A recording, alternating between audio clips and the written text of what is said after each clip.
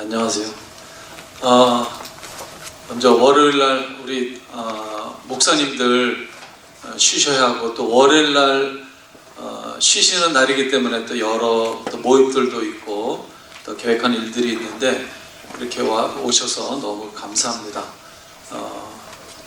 정말 그 작년 6월 초에 뉴저지에 와서 양충주 목사님 또 윤명호 목사님 같이 이렇게 비전을 나누면서, 두 분이 워낙 스케줄이 또 바쁘신 분들이기 때문에 내년 일정을 지금 이번에 하는 날짜를 잡고 계속 기도하고 준비했는데, 사실은 노바 NK와 통일소망성교회가 함께하는 그런 이제 선교 대회로 생각을 했는데, 제가 가을에 늘 한국에 가서 사역을 하는데, 한국에서 이제 북기총 우리 회장님, 이사장님, 또 우리 숭실대 기독교 통일 지도자 센터 우리 하충혁 교수님하고 또 김혁 교수님 또 만나서 얘기하는 가운데, 사실은 지금 오늘 제가 발표하는 이 주제, 이것을 오래전부터 이게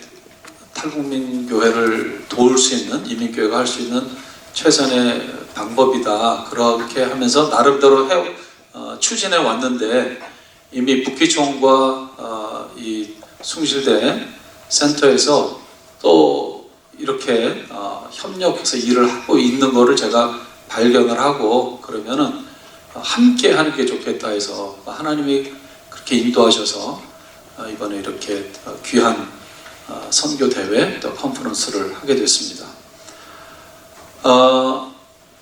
준비하면서 그 2024년도잖아요. 2024년이 이런 오늘 주제와 의미가 있는 게, 한국의 탈북민 교회가 처음으로 세워진 게 2004년도입니다. 오늘 2024년이니까 만 20주년 되는 해에, 정말 처음에는 열매가 미미하게 보였지만, 지난 20년 동안 어제 또 토요일 집회 참석하신 분들은 우리 정영신 회장님 프레젠테이션을 통해서 보셨지만, 우리가 생각지 못한 놀라운 열매가 지난 20년 동안 맺힌 것을 여러분들이 보게 되었습니다. 그래서 지난 20년의 탈북민 교회 역사도 우리가 한번 조망을 하고, 또 과거를 돌아보고 현재를 보고 미래를 또 계획하고 준비하는 그런 의미 있는 해이기도 한데, 그 의미 있는 해 벽두에 뉴저지에서 이렇게 4개 단체가 연합으로 하게 되는 것은 얼마나 감사하고 의미가 있는지 모르겠습니다. 저는 지금 3개 단체는 다 한국에 있고요. 이제 노바 NK만 미국에 있는데, 저는 1990년도에 미국에 신학 공부하러 왔는데, 올 때 저는 조금 나이가 늦게 이제 신학을 시작하기 때문에 MD하고 THM 5년 공부하고 한국에 돌아가는 계획으로 왔습니다. 그런데 지금 35년째 미국에 있는데, 하나님께서 그 이민교회 목회를 하게 하신 그 이제 뜻이 점점 분명해지고요. 제가 2018년도에 조기 은퇴하고 이 북한 선교사로 제가 헌신을 하고 6년째가 되었는데, 이 일을 위해서 이 탈북민 교회도 이해를 하고, 또 이민 교회를 잘 알고 있는 경험한 사람이 할 수 있는 그러한 사역을 하는 게 저에게 맡겨주셔서 저는 이 사역을 기쁨으로 감당하고 있습니다. 저는 이제 1998년도부터 시카고 한인교회 담임 목회를 시작했는데, 저희 부모님이 이제 고향이 이북이시고, 그래서 오래전부터 북한 선교에 대해서, 민족 통일에 대해서 기도하고 생각을 많이 해왔고, 그래서 자연스럽게 담임 목회를 시작하면서 북한 선교도 같이 했습니다. 2005년도에 우리 이빌린 목사님이 교회를 그 한 해 전에 1호 교회죠. 열방생 교회가 탈북민 1호 교회인데, 2005년도에 저희 교회와 연결이 돼서 저희 교회가 후원하고 동역하면서 지금까지 해오고 있습니다. 2006년도로 제가 기억을 하는데 2006년도에 우리 그 당시에 지금 북기총의 전신인 탈북민 목회자 연합회가 있었어요. 탈북민 목회자 연합회가 있었는데 임원들이 제가 머무는 숙소에 찾아오셔서 그 탈목연 미주 이사장을 좀 맡아달라고 부탁을 하시면서 저한테 목회를 좀 가르쳐 주십시오. 우리 탈북민들에게 목회를 가르쳐 주십시오. 그때 그 자리에 있었던 분들은 기억하시면 모르겠지만 제가 정말 너털 웃음을 지었습니다. 웃으면서 아니 제가 여러분들한테 목회를 가르쳐 주냐고요. 저도 이제 뭐 목회 시작한 지 얼마 안 됐고 저희 교회가 하나님의 은혜로 부흥하고 있었지만 작년 출생한 200여 명 정도 되는 이민교회로서는 뭐 큰 교회지만 한국교회 뭐 몇만 명 되는 교회도 많고 몇천 명 되는 교회 목회 경험도 많은 목사님들도 많은데 그 당시에 탈목연의 회원이 한 70여 명 된다고 그러더라고요. 이미 이제 목사님이 되신 분들도 몇 분이 계셨고 대부분 이제 신학생들이었죠. 한 70여 명 정도 되는데 목회를 가르쳐 달라는 거예요. 그래서 아니 여러분들이 한국에서 신학을 하고 한국에서 목회를 할 건데 한국의 훌륭한 목사님들이 얼마나 많은데 그분들한테 목회를 배워야지. 제가 뭐 이민교회 저도 경험도 별로 없는데 그런데 그게 아니라는 거예요. 그러니까 이제 내용은 뭐냐면은 신학교를 가서 신학 공부를 하면서 이제 부교육자 생활을 해야 되잖아요. 그리고 또 졸업하고 풀타임 또 사역을 해야 되는데 그런 기회가 주어지지 않는다는 거예요. 한국 교회가 탈북민들에 대한 탈북민 목회자들에 대한 이해도 아직 준비되지 않은 때였고 그러니까 이제 탈북민들이 본격적으로 들어오기 시작한 게 90년대 말 2000년 초부터잖아요. 그러니까 한국 교회가 준비가 안 된 거죠. 그래서 목회 실습할 수 있는 교육전도사나 뭐 이런 여러 형태의 교회에서 사역할 수 있는 기회가 주어지지 않고 그리고 또 졸업하고 안수를 받았음에도 불구하고 목회지가 여전히 없고 그래서 할 수 없이 이제 교회를 개척하고 이제 이런 이제 모습이었죠. 그래서 저는 2006년도부터 탈목연을 섬기면서 매년 수련회에 와서 같이 교제 나누고 또 말씀 전하고 그러면서 그 당시 이제 저희 교회가 선교를 여러 지역에 하고 있었는데 1년에 한 번씩은 그쪽으로 갈 기회가 있었고 그러면 한국을 들렸습니다. 한국을 들리면 가능하면 탈북민 교회를 방문하려고 했습니다. 그래서 지금까지 이제 많은 탈북민 교회들을 직접 제가 현장을 가서 보았고 같이 예배 드렸고 또 많은 목사님들과 이제 교제를 해오고 있습니다. 그래서 이런 이제 이유로 제가 이제 깨닫게 된 것이 탈북민 교회는 이민 교회구나. 탈북민 교회는 이민 교회라는 것을 제가 깨닫게 되었어요. 예. 우리가 지금 북한 선교할 때 가장 큰 착각은 뭐냐면 우리가 똑같이 생겼고 똑같이 바로 말이 통하기 때문에 같다고 생각하는 게 이제 큰 문제거든요. 제가 이 사역을 계속 해오고 또 2014년도부터 그냥 만 10년이 됐는데 2014년도부터는 시카고 지역으로 들어온 우리 탈북민 젊은 우리 자매들 저희 집에서 같이 살았습니다. 적게 2명에서 4명 정도 지금도 같이 생활하고 있는데 이렇게 가끔가다 한 번씩 만나서 이렇게 교제 나누는 것과 같이 살면서 경험하니까 제가 몰라도 너무 몰랐구나 하는 것을 깨달았어요. 그리고 달라도 완전히 다르구나. 거의 외국인이구나. 이런 생각을 제가 하게 됐어요. 깨달았어요. 정말 다릅니다. 뭐 뻔하잖아요. 우리가 살아온 그 체계, 시스템과 또 이념과 제도와 또 문화와 모든 것이 지금 내년이면 80년이죠. 해방 금년에 79년이거든요. 분단 지금 3세대를 지금 지나가고 있는 과정이기 때문에 굉장히 다릅니다. 예, 그래서 그런 거를 제가 이제 깨닫게 되었고요. 그러니까 완전히 다른 북한에서 살다가 한국에 와서 새로운 환경에 적응하면서 살아가야 되는 이민자들이다. 그리고 그 탈북민 교회는 이민교회다라는 그런 관점을 갖게 됐고 그렇게 이해하게 되었습니다. 그렇기 때문에 이민교회가 우리가 또 우리가 섬길 수 있는 그런 부분이 있다는 것을 알게 되었습니다. 오늘 제가 나눌 주제는 탈북민 교회와 한인 교회의 동행입니다. 근데 편집하시는 분이 동행이 뭐냐? 동맹이다. 이렇게 바꿔버렸어요. 제가 보니까. 제가 오늘 확인했습니다. 지금 순서를 보니까 제목을 저는 분명히 동행으로 보냈는데 탈북민 교회와 한인 교회가 동행 정도 해가지고 이게 뭐가 무슨 일이 되겠느냐? 동맹해야지. 이런 편집자의 의도가 들어가 있는 것 같습니다. 저는 전혀 제가 왜 이 동행이라는 단어가 너무나 귀한 단어인가는 뒤에 가서 좀 설명을 드리겠습니다.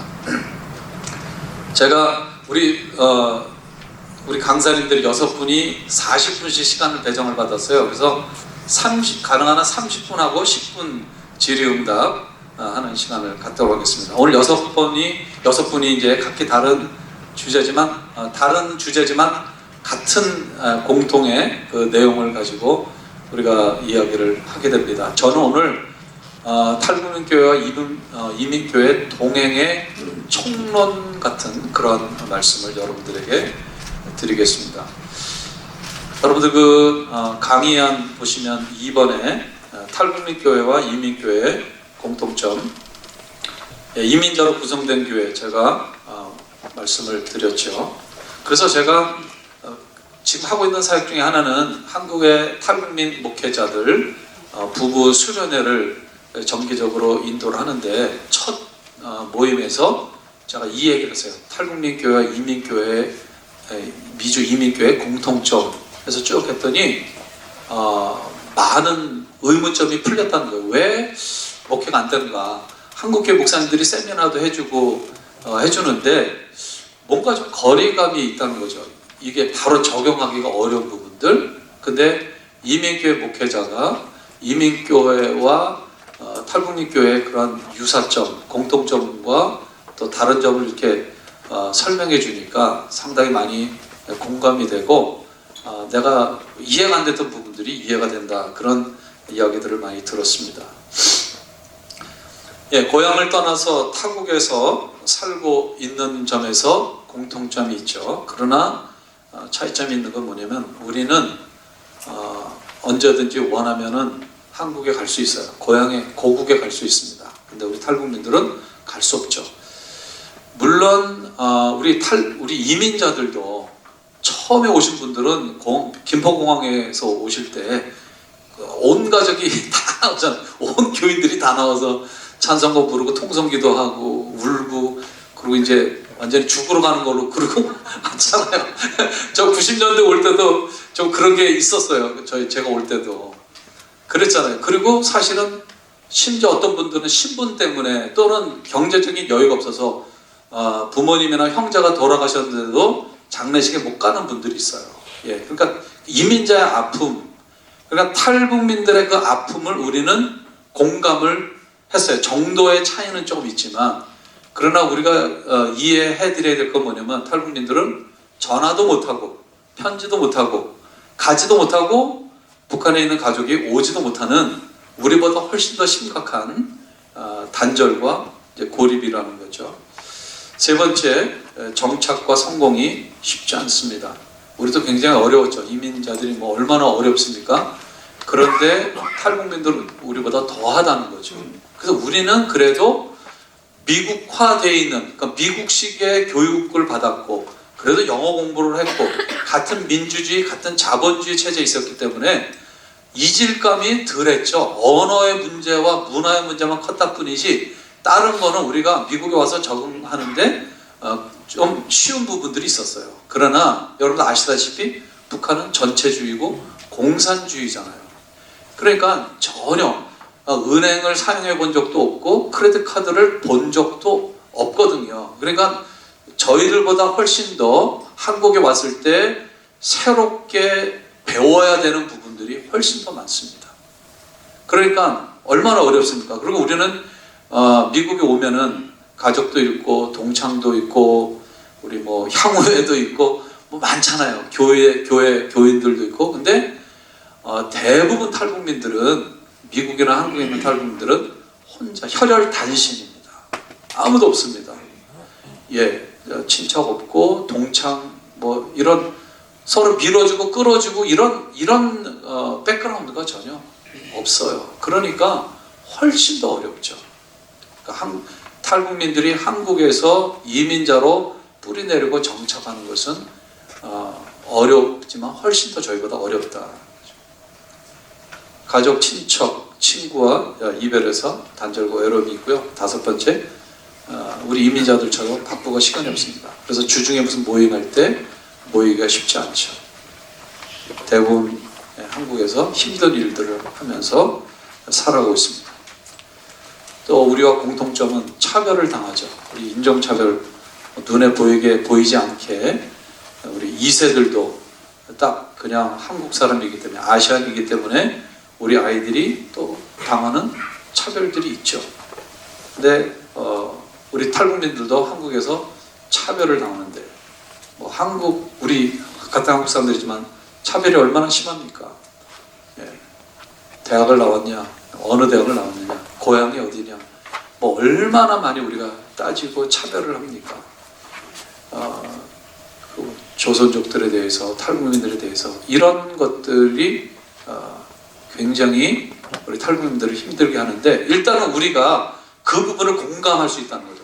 우리 이민자들은 이 탈북민들의 그런 아픔들을 한국에 계신 분들은 이해를 못하지만 우리는 얼마든지 이해하고 공감할 수 있다는 것입니다.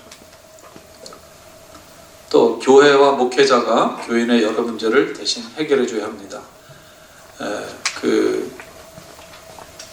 우리 초기에 이민교회가 했던 일들, 이민 목회자가 했던 일들, 그 일을 우리 탈북민 목회자들이 현재 탈북민 교회가 하고 있습니다.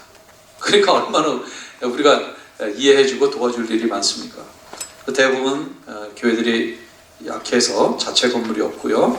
또 교인 이동이 매우 심합니다. 교인 이동이 굉장히 심합니다. 우리 탈북민 교회가.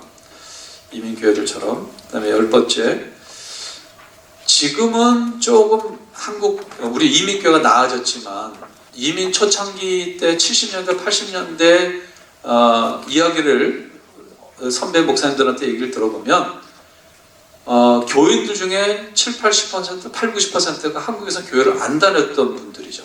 왜냐하면 70년대 한국의 기독교 비율이 10%가 안 됐거든요. 5%인가 10% 미만이었거든요. 그건 이민자들의 90% 이상은 교인이 아니었거든요.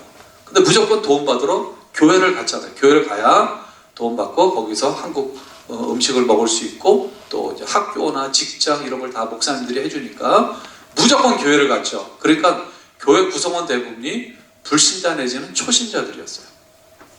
근데 지금 똑같거든요. 탈북민 교회가 대부분 초신자 아니면 불신자들이거든요. 그러면 어떻습니까? 교회가 불안정하죠. 몇 대째 신앙생활하고 모태 신앙인들이, 기도하는 권사님들, 기도하는 분들이 이런 일에도 흔들리지 않고 이럴 때는 이렇게 해야 된다는 거를 신앙적인 그런 경험과 경륜이 많으면 많을수록 그 교회는 흔들리지 않죠. 안정되죠. 그런데 그렇지 못하니까, 구성원들 자체가 그러니까 이민교회가 많이 흔들리는 것처럼 탈북민 교회도 그렇다는 거죠. 근데 이런 거를 한국의 목회자들은 이해를 못하는 거예요. 이렇게 하면 교회가 돼.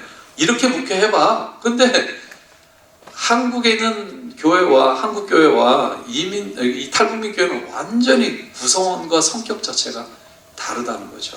그러면 누가 적절하게 멘토링을 해주고 이렇게 한번 해보십시오 라고 해줄 수 있느냐? 우리 이민교회 목회자들이라는 거죠. 이런 공통점이 있는 반면에 차이점이 있습니다. 세 번째, 탈북민 목회자와 교인의 신앙 연륜이 대체로 짧습니다. 우리 이민교회 목회자들은 모태 신앙인들도 많고 또 몇 대째 신앙인들이 많죠. 거기에 비해서 탈북민들은 중국에서 이제 처음 복음을 들었거나 아니면 한국에 나와서 이제 믿기 시작했거나 그러거든요. 그러니까 탈북민 목회자들 자신도 이 신앙 기간이 짧을 뿐만 아니라 목회 경력은 더 짧죠. 예, 이제 그런 게 이제 차이점이고요. 그렇기 때문에 목회 경험과 지식이 상대적으로 부족하고요. 또 탈북민 교회는 대부분 교세가 약하고 재정적으로 열악한 가운데 있습니다. 네 번째, 대부분 고향의 가족들에게 경제적 지원을 하고 있습니다. 우리 탈북민 교인들 보면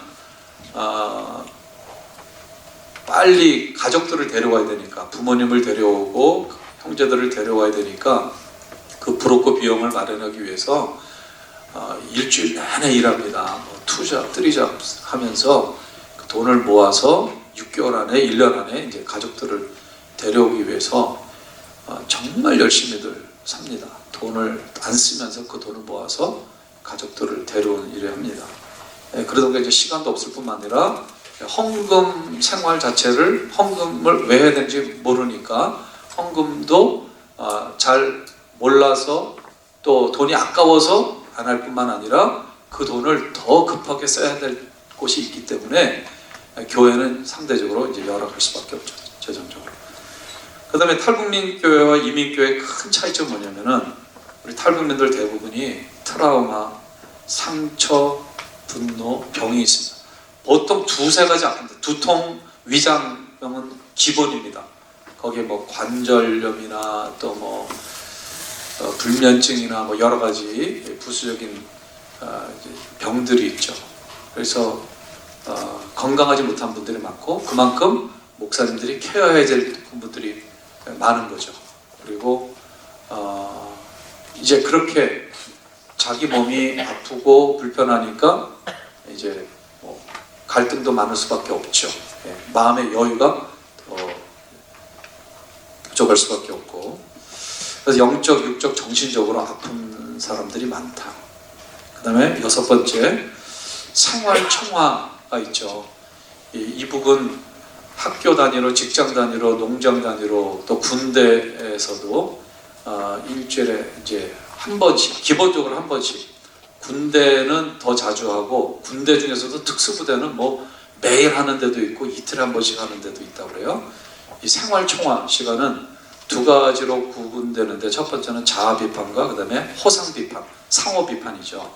위에 사람, 옆에 사람, 잘못한 거, 그거를 이제 전체 모인 자리에서 고발하는 거죠. 지적하는 거죠.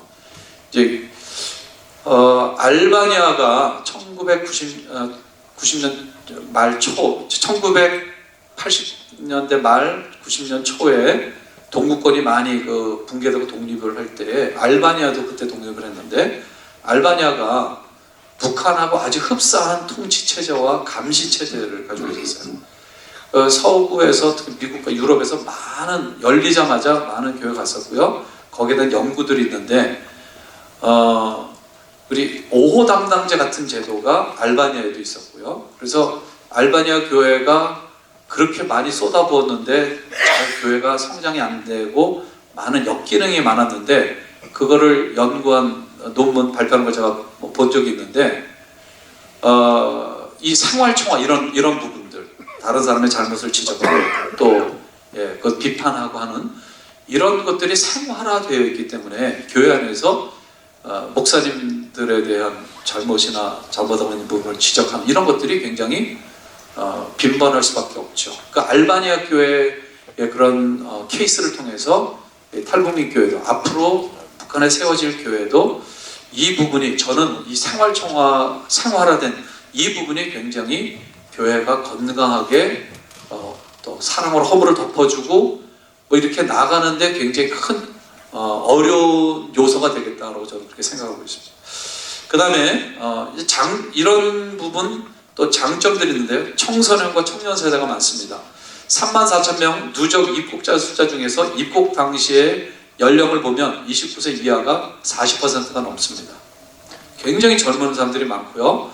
근데 이 34,000명에 포함 안 된 또 탈북민으로 우리가 분류할 수 있는 그 숫자가 있는데, 중국에서 평강공주들이 그 사이에서 태어난 아이들, 그 아이들이 엄마가 먼저 오고 아이들을 데려오거든요.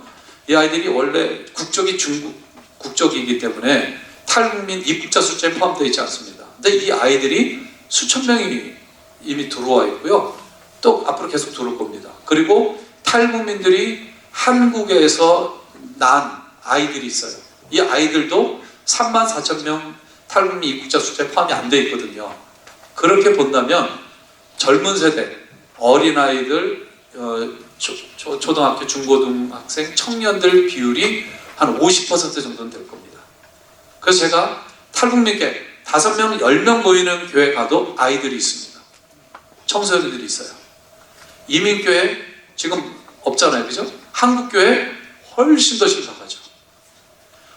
탈북민교회 지금 70여 개가 되는데 탈북민교회 어느 교회 가나 아이들이, 어린아이들이 있거나 중고등학생, 청년들이 있습니다. 이 아이들이 지금 교회를 오고 교회에서 성장하는데 이게 굉장히 중요한 우리가 해야 할 관건입니다. 이 세대를 잘 길러내면 정말 통일 세대로 북한 선교를 위한 중요한 자원으로 잘 길러낼 수가 있습니다. 여러분들 이제 한국에 탈북민교회 가서 예배 드려보신 분이 계실 줄 압니다. 한국에 가시면 꼭 탈북민교회를 방문해 보십시오. 어느 교회가 교회가 뜨겁습니다. 은혜가 있습니다. 간절하기 때문에, 순수하기 때문에 교회마다 찬양이 뜨겁고요, 기도가 뜨겁고 눈물이 있어요. 아멘이 있어요. 공통적입니다. 어느 탈북민교회나 살아있어요. 은혜가 있습니다. 영적 갈급함이 있기 때문에, 또 아프기 때문에 치료의 능력, 신유의 능력 이런 것들이 강하게 나타나죠. 어떤 면에서 볼 때 북한 선교의 최전방이기 때문에, 프론라인이기 때문에 우리가 선교제에 가면, 선교지의 프론라인에 가면 성령의 강력한 역사들이 있잖아요. 사도행전적 역사들이 있잖아요. 이게 탈북민 교회에 있는 거예요. 그런 능력들이 계속 나타납니다. 그리고 탈북민 교회는 계속 부흥합니다. 코로나 기간에 한국 교회 숫자가 급격하게 줄었어요. 교인 숫자도 줄었어요. 이민 교회도 숫자도 줄고 출석 인원도 줄었어요. 그런데 탈북민 교회는 코로나 전에 50여 개 있는데 지금 70여 개로 늘어났습니다. 이상하지 않습니까? 탈북민 교회가 줄어야 정상인데 코로나 기간에 늘어났어요. 그리고 교인 숫자도 늘어났습니다. 영적인 수준도. 이게 하나님이 지금 하고 계시는 너무 아주 분명한 모습들이죠. 그 다음에 10번째, 중요한 거죠. 북한 주민, 또 중국과 연결 교류가 있습니다. 아무리 작은 교회도 대부분의 우리 탈북 성도들이 중국에서 살다가 오신 분들이 많기 때문에 거기에 가족이 있거나 또 그 동네에 다른 탈북 언니, 동생들이 있어요.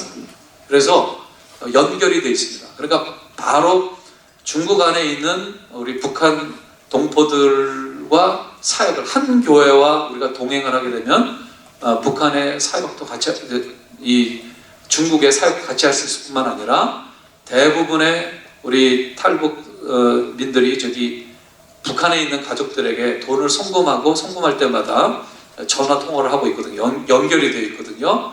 그러나 사실은 한 탈북민 교회와 동행하면서 사역을 하면 중국에 있는 북한 사역을 할 수 있고 내지 사역까지, 북한에 있는 내지 사역도 할 수 있는, 이게 탈북민 교회가 가지고 있는 아주 중요한 중요성과 장점이죠. 이게 이제 탈북민 교회와 이민 교회의 차이점이기도 합니다. 제가 몇 시에 끝내야 돼요? 15분 더 하시면 되겠습니다. 15분이요? 15분. 네. 그 다음 페이지 보시면은 한인 이민교회의 장점. 여러분들은 뭐 굳이 제가 설명하지 않아도 우리들의 이야기니까 타문학한 경험이 풍부하죠. 우리는 다 매일매일 크로스 컬처럴 상황 속에 살아갑니다.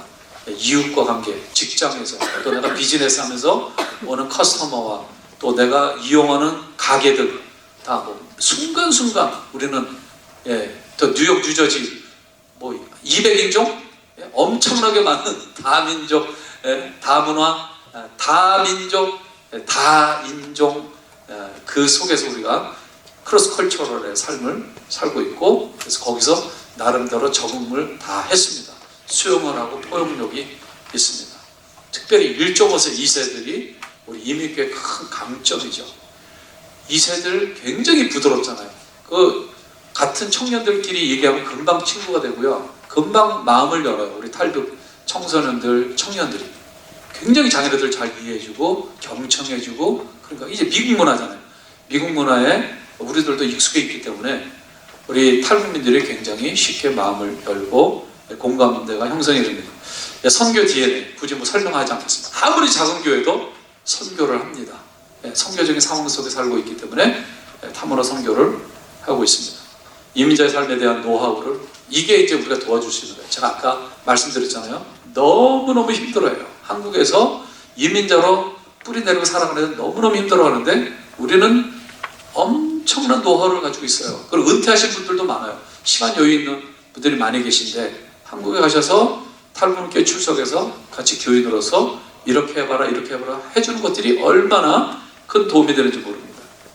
네 번째, 헌신된 목회자와 일꾼들이 얼마나 많습니까? 준비된 훈련된 분들이 얼마나 많습니까? 그 다음에 또 우리의 장점 중에 하나는 합법적으로 북한에 들어갈 수 있어요. 미국 시민권자들은 지금 뭐 일시적으로 밴된 상태지만 우리는 미국 패스포드는 북한에 들어갈 수 있어요. 합법적으로 관광으로 들어가든가 사업으로 들어가든가 여러 가지로 들어갈 수 있기 때문에 우리가 탈북민교회와 동행을 하게 되면 탈북민교회 가족들이 예를 들어서 뭐 청진에 산다 그러면은 우리가 방문했을 경우에 뭐 청진에 갔을 때 여러 가지 우리가 다양한 사역들을 입체적으로 할 수 있는 그런 강점을 가지고 있습니다. 여섯 번째, 탈북민교회가 필요로 하고 있는 것을 우리가 줄 수가 있어요. 미국 비전 출입이나 영어 연수, 유학생 지원, 신학생 미국 연수 등 다양한 것들을 우리가 할 수 있고요. 일곱 번째, 아직도 미국은 세계 최강대국으로서 가지고 있는 게 많죠. 미국이 소유하고 많은 장점과 자원을 북한 선교와 탈북민 교회를 위해서 우리가 활용할 수 있도록 도움을 줄 수가 있습니다. 탈북민 교회와 이민 교회 동행 사역입니다. 저는 북기총과 숭실대가 이 동행 프로젝트를 하고 있는 걸 모르기 전까지는 저는 그냥 자매결연, 탈북민 교회와 이민 교회에 자매결연 사역을 해야 된다. 자매결연하는데 동행이라는 단어를 이렇게 도출해냈어요. 너무나 아름다운 단어고 정말 좋은 단어예요. 우리가 선교 후원을 한다, 탈북교회를 후원한다 그러면 이 후원이라는 단어 속에도 일종의 갑을 관계가 있어요. 후원하는 교회와 후원받는 교회, 후원하는 목회자와 후원받는 목회자. 근데 이 동행은 동등한 거예요. 정말 동역이고요. 동역은 사역 역자가 들어가 있잖아요. 그러니까 자꾸 우리 일을 생각하는 거예요. 동행은 같이 걸어가는 거예요. 같이 사는 거예요. 같이 나누는 거예요. 같이 서로 사랑하는 거예요. 정을 주고받는 거예요. 그러니까 동행이 돼야 된다는 거예요. 동맹도 좋지만 동맹 아닙니다, 여러분들. 동행입니다. 동행. 완벽하게 동행하는 거예요. 그래서 이거를 이제 뒤에 더 자세하게 할 거고요. 숭실대에서는 굉장히 오늘 우리 일단은 담임 목사님들께 나눠드리고 참석하신 분들한테는 PDF 파일로 저희들이 매뉴얼을 만들었는데 그거를 이제 이따가 김혁 교수님이 설명해주고 나눠드릴 겁니다. 동행을 어떻게 할 것인가, 무엇이 동행인가 이런 거에 대해서는 뒤에 설명해 주시겠습니다. 이제 제가 생각해왔고 같이 우리가 공감하고 있는 내용은 재정 후원이지 아까 쭉 설명했잖아요. 우리 탈북민들이 목회자들이 정말 힘들게 살고 있거든요.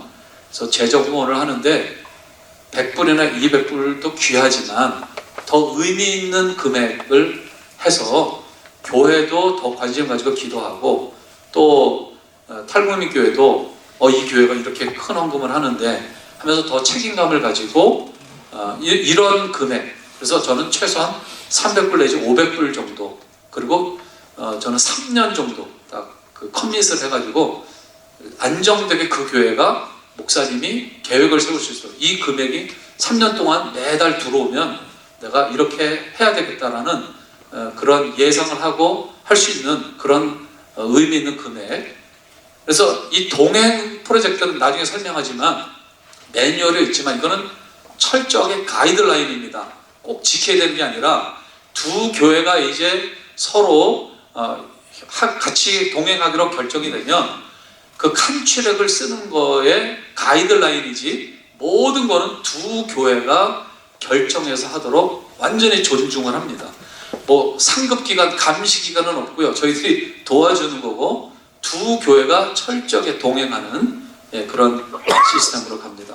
형제교회로서 긴밀한 교류와 교제를 하고요. 특히 이제 한국에 많이 방문들 하시는데 방문하실 때 한국에 있는 우리 교회라고 생각하시고 그 교회 가서 예배드리고 그 교회 가서 또 뭐 특성도 하시고 기도도 하시고 헌금도 하시고 그렇게 하시고 또 목사님들이 가셔서 설교도 하시고 강단교류 부흥회도 하시고 그 다음에 우리가 남미로 단기 성경 많이 보내는데 한 팀 정도는 매년 그 교회로 한국으로 보내서 언어 연수, VBS, 뭐 중고등부 수련회나 이런 것들을 이제 해주는 계속 같은 한국에 있는 우리 교회, 미국에 있는 우리 교회 이런 의식을 가지고 같이 동행하는 그런 프로젝트입니다.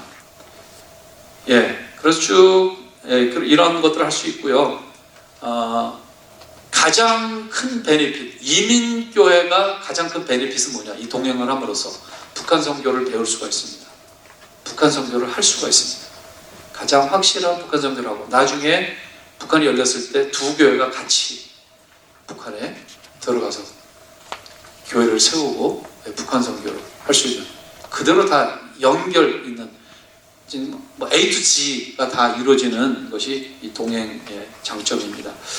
6번 지역 그 연합 북한 선교 모델인데 작년에 와서 이렇게 말씀을 나누고 그 전부터 양 목사님 저하고 20년 이상 계속 또 선교회 같이 이사로 섬기면서 교제가 있었는데 러브 뉴저지 그 목회자 우리 목사님들 그 공동체 이야기를 듣고 제가 너무 감동이 됐어요. 사실 미주의 다른 지역에 없거든요. 이런 목사님들 네트워크 그런 아름다운 공동체가 이게 조금 발전돼서 계속 그 네트워크로서 기능을 하지만 활동을 하지만 거기에 이 동행 프로젝트도 같이 하면 얼마나 좋을까 이런 생각을 제가 하게 됐습니다. 그래서 이제 그런 제 아이디어를 지역 단위로 북한 선교하는 것도 참 좋겠다. 이번에 동행 프로젝트 하기로 한 10교회가 나온다. 그럼 10교회가 이제 네트워크를 갖는 거죠. 정기 모임을 하고 공유를 합니다. 우리 교회는 지금 한국에 있는 교회와 이런 프로젝트를 하고 있고 이런 프로그램 하고 있고 나누고 이런 부분이 안 되고 이런 걸 정기적으로 3개월에 한 번이나 6개월에 한 번 모여가지고 이제 하면은 왜냐면 뭘 하다 보면 지치잖아요. 지치고 열기가 식잖아요. 그래서 같이 계속 갈 수 있도록 이렇게 지역 단위로 특히 미국에 우리 작은 교회들이 많은데 작은 교회들이 사실 힘들잖아요. 그러나 3교회, 4교회가 함께 동역을 하면서 한 교회를 동행교회로 하면은 정말 아름다운 이런 일들이 이루어지겠다. 그런 모델을 제가 여러분들한테 제시를 합니다. 그 다음에 마지막 3페이지를 보시면 미주에 4천여 개 교회가 있었죠. 근데 코로나 기간에 많이 줄어들었지만 아마 3천여 개 정도 되는 것 같아요. 아직도 많죠. 미주에 3천여 개의 교회들이 있는데 아직 지금 탈북민 교회는 70여 개밖에 되지 않아요. 2, 3년 안에 한 100개 교회 될 거로 예상을 합니다. 100개 교회를 잡고 3,000개 미주 한인교회가 있거든요.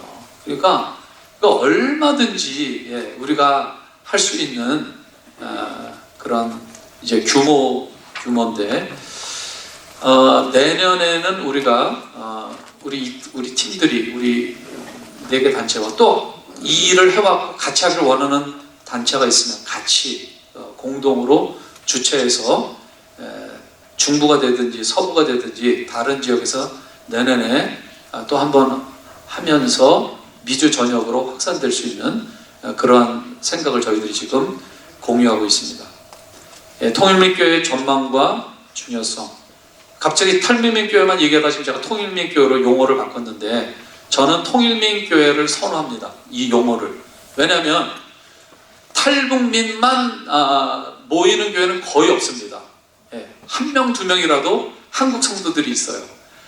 그러니까 점점 어느 교회는 탈북민보다 한국 사람들이 더 많은 탈북민 교회도 있고 절반 되는 탈북민 교회도 있고 근데 계속 우리 탈북민 교회 하고 우리 한국 성도들 가운데서 굉장히 어렵게 사는 분들이 있는데 모든 이런 지원들이 뭐가 오면은 탈북민들만 준다는 거예요. 그래서 소외감을 느끼기도 하고 그리고 나는 탈북민이 아닌데 자꾸 탈북민 설교 중에 얘기하고 이러면은 내가 안 와야 될 때 와 있나 이런 소외감 아닌 또 소외감도 느낀다는 거예요. 그래서 어차피 우리가 통일 연습하고 통일된 교회인데 그래서 통일민 교회 통일됐고 통일을 연습하고 통일을 준비하는 교회다라는 그런 의미로 통일민 교회라는 용어를 또 한쪽에서는 많이 사용하고 있습니다. 저는 통일민 교회라는 용어를 사용하고 있어요. 그래서 그리고 북한에 이제 앞으로 세워질 교회도 당연히 통일민 교회가 되겠죠. 북한 사람만 살 게 아니잖아요. 한국 사람들도 가고 우리 디아스포라도 가고 거기 부모님이 저같이 부모님이 이북인 고향이신 분들 가실 거예요? 안 가실 거예요? 당연히 갈 거 아니에요? 거기서 살 가능성도 많잖아요. 거기에 우리 부모님 고향에 교회를 세우는데 일조하고 싶은 마음도 있고 그러면 디아스포라 한인, 한국의 남한 성도, 북한 성도 같이 모여서 명실상부한 통일민 교회가 되는데 그 통일민 교회의 이 모델들이 여기서 지금 준비되고 있고 하고 있다는 것입니다. 그래서 이 동행 프로젝트는 북기총이 오랫동안 준비해 왔고요. 이제 정현식 목사님 나오셔서 하시게 되는데 너무 귀한 우리 목사님이 10년 전부터 이 통계를 매년 해내오셨고 최근에는 계속 전수조사를 하면서 정확한 통계를 여러분들이 이제 보시게 됩니다. 그래서 북기총이 중심이 돼서 이 사역을 계속 해나갈 겁니다. 저희 노바케이는 미국에서 이 일을 하고 있는 현재로서는 유일한 단체이기 때문에 저희가 이민교회들이 동행 프로젝트를 하기를 원하면 저희들이 돕는 일들을 정보를 제공하는 그런 일들을 하겠습니다.